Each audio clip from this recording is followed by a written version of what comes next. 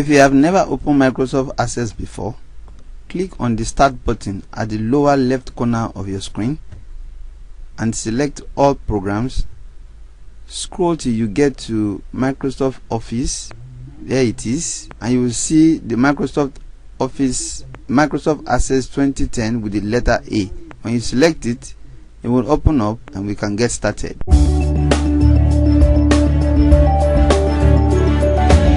If you have never opened Microsoft Access before, click on the Start button at the lower left corner of your screen and select All Programs.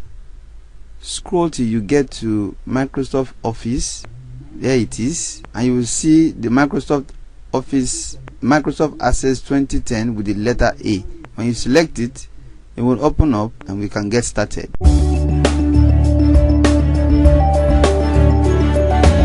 If you have never opened Microsoft Access before, click on the Start button at the lower left corner of your screen and select All Programs.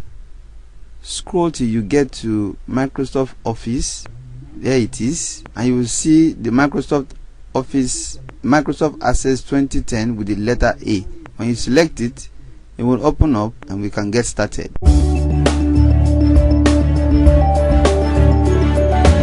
If you have never opened Microsoft Access before, click on the Start button at the lower left corner of your screen and select All Programs.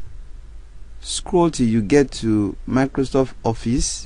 There it is, and you will see the Microsoft Access 2010 with the letter A. When you select it, it will open up and we can get started.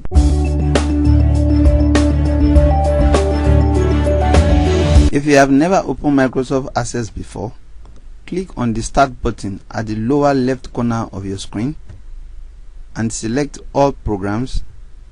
Scroll till you get to Microsoft Office.